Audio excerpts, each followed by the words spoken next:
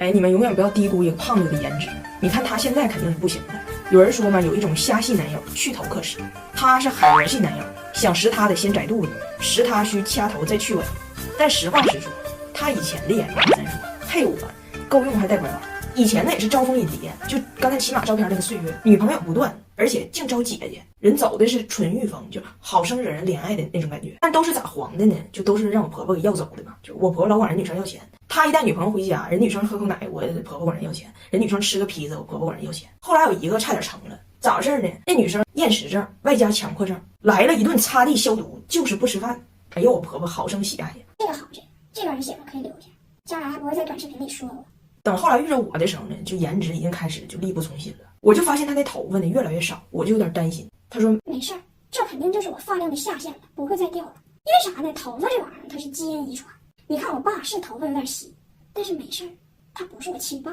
我亲爸的照片我看过，那头发长得跟胶粪子似的，龇牙咧嘴的长的。放心，我随那个吧，我随那个吧。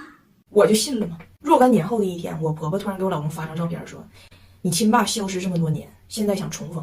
发来了一张近照，我一看完了，BBQ 了，还不如他后爸呢。锃亮的脑瓜子，啥也没有，锃亮。我说你最近要考科2，你都别看他，你看他你都打滑，你坡路都不能骑车。古代看亲生父子，两滴血能分离后再相逢。尹家看亲生父子，俩脑袋能折射出太阳能。所以这一年我就发现他的颜值啊，紧紧绑定在他的头发上。所以你看婚礼的时候，我斥巨资给他整的一人妆发呀，就那濒危的25根头发，整整吹了40分钟。你说他这一头小卷毛长的啊，就既内卷又躺平，你说气人吗？为了婚礼，人2月没剪头发，就为了吹出一种氛围感那种感觉，是不是当时还挺有用的？直到那一秒，我们这不挨桌敬酒吗？我们有一桌朋友就喝多了，开心了，咔嚓一瓶香槟直接喷他脑袋上，那个画面你能想象吗？啫喱后的脑袋一被喷，天蓬元帅弼马温，人这头发一趴下，整个人都变了。我们敬第一圈酒的时候，别人说，哎，你说彩楠对象找的年轻带劲呢。等我们第2圈敬酒的时候，哎妈，还是刚才那人吗？哎，都说外国人老得快，咋这么快呢？咋这么快呢？我呢，为了拯救一下大胖媳妇的氛围感，决定吸取一下当年婚礼的先进经验，从头开始，就用这款 KONO 轻盈控油洗发水，泡沫嘎嘎多，洗起来又清爽又舒服。一般控油的洗发水肯定洗完会干，但他家添加了护肤级的保湿成分，洗完一点不干涩，顺滑轻盈有光泽呀。最重要的是蓬松效果好，头发根根分明。就他这种底子的，都把发量显得贼多，他都能洗成这样，你说这个 KONO 小开瓶是有多胖？我的海螺系男友直接从弼马温洗回了天蓬元帅，我觉得他后爸也可以整一个。我女儿在伦敦最近学汉语呢，她和教她的老师都疯了。我女儿在伦敦上这个学校呢，最近课后辅导班开设了汉语课，学校就问我老公孩子参不参加，我老公说参加。我说能有汉语老师教课多好啊，赶紧抓住我！我现在不在孩子身边，他汉语都退化了，不光在学校学，周末把老师给我请到家里来，1对1辅导。结果呢，上周末老师就来到了家里嘛，我在旁边就是视频远程观望，给我逗稀了。我女儿汉语的这点残存的花蕾呢，是铁岭的化肥浇灌出来的。也就是说呢，她并不知道普通话的本来面目是啥，她认为自己学那玩意儿就是标准的普通话。然后来这老师呢是中国台湾的，这老师也认为自己的普通话属于就是字正汉腔圆。然后呢，老师就问我女儿，糟的，我们今天这样子，我们来复习一下颜色哈。你看今天的天气有没有很晴朗？我就看我女儿当时瞅着老师，心里老困惑了，寻思这老师咋不好好说话呢？有没有很晴朗？然后我女儿说啊，老师说，那你告诉老师今天的天气是什么颜色？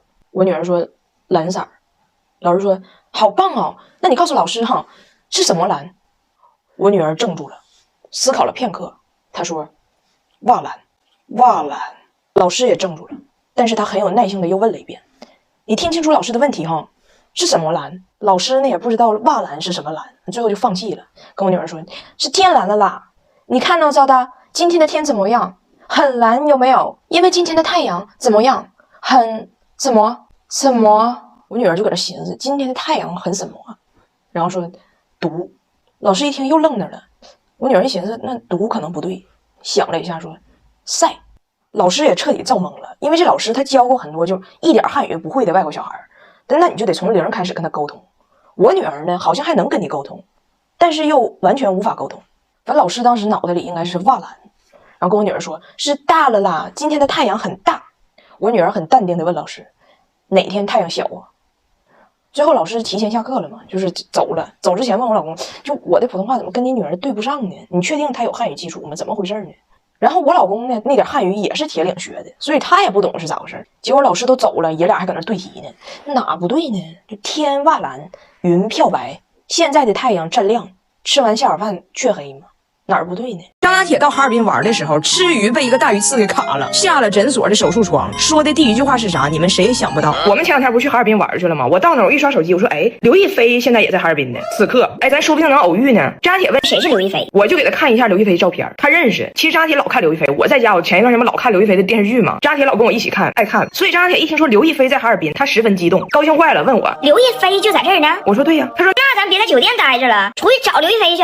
我就在酒店跟他忆起了一些往事。我说你知道吗？你爸当年刚认识妈妈的时候，审美畸形，说刘亦菲没有你妈好看，给张大铁听懵了。这长得多带劲呢，这大高个多好看呀，我喜欢。然后我们就出发了。张大铁说他今天一定要在哈尔滨找到刘亦菲。我说街上那么老多人，你咋确定哪个是刘亦菲呀？张大铁没吱声，他也觉得不管咋说得有个照片，有个参照物，因为在他心里，大波浪头发、长得无比美丽的女子就是刘亦菲。于是离开酒店的时候，心生一计，把酒店客房服务的卡偷走了。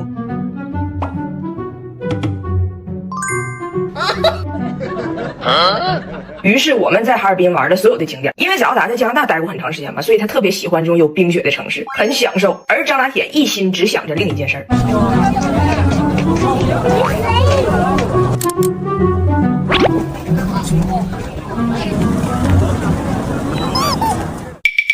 其实是刘亦菲吗？保安都看懵了，因为张大铁特别像一个拿着传单拉黑客的黑导游。我们受不了了，一把把他抱走了。他双脚离地了，张大铁自己琢磨该改变战术了。